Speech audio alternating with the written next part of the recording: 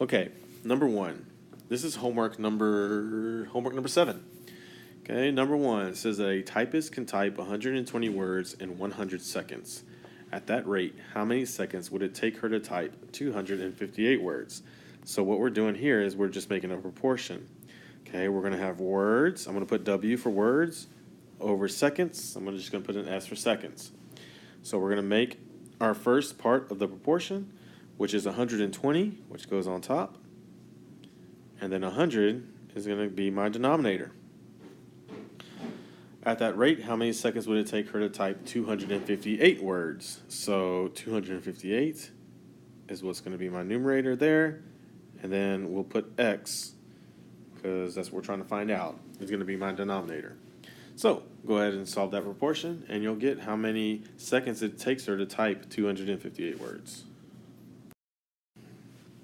All right, number 2 says to find the volume of the cylinder shown below. So remember, volume of a cylinder, okay, is capital B times H. Then we're going to find capital B first, though, which is pi times the radius squared. So we need to find the volume. So to do that, you have to find the area of the base first, and then we'll put that in for the capital B, and then just multiply it by the height. I do have some answer choices for you.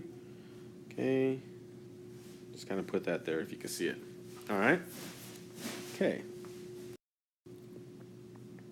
Number 3, says to find the volume of the sphere shown below. So that is a radius. It does give me a radius, which is 2 inches.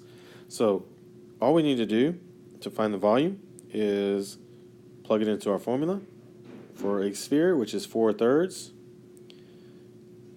times pi times the radius cubed.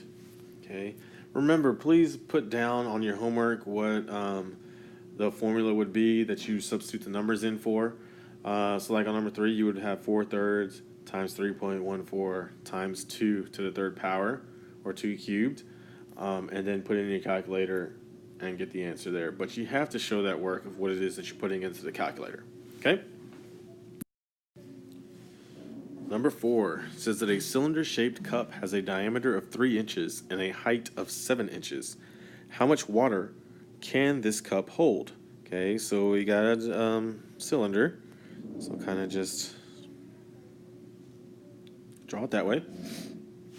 Has a diameter of 3 inches, so that means that diameter goes all the way across. So we need to find the radius. Okay, so to find the radius, you're gonna have to divide that by 2. So to find out how much water can this cup hold, volume equals capital B times H. Find the capital B, which is pi times the radius squared. Okay, there you go for volume. Whoops. Number 5 says, do the coordinates shown below represent a function? So remember, to represent a function, each x coordinate has to be different. It cannot repeat. So you're going to look, I'm going to circle in blue, there, there, there, and there.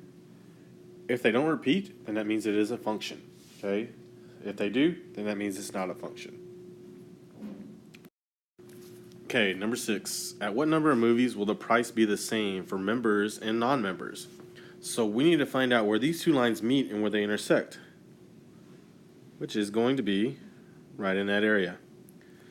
Okay, so you just kind of need to find out about what number of movies that would be. So you're going to have to look down here, okay, on my x-axis, and then you're going to see each one of these lines that runs across the bottom.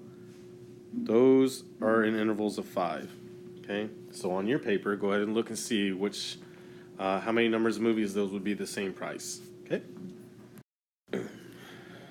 Number 7 says to write an equation in slope-intercept form for the table below.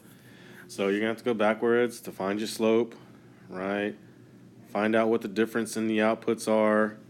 Find out what the difference in the inputs are. Okay? And then find your y-intercept from there. Okay, number 8. What is the unit rate of the graph below? So where we have 1 day is going to tell us the total water. So that's really going to be the unit rate. So should be pretty simple for you. Number 9, what is the volume of the cylinder shown below?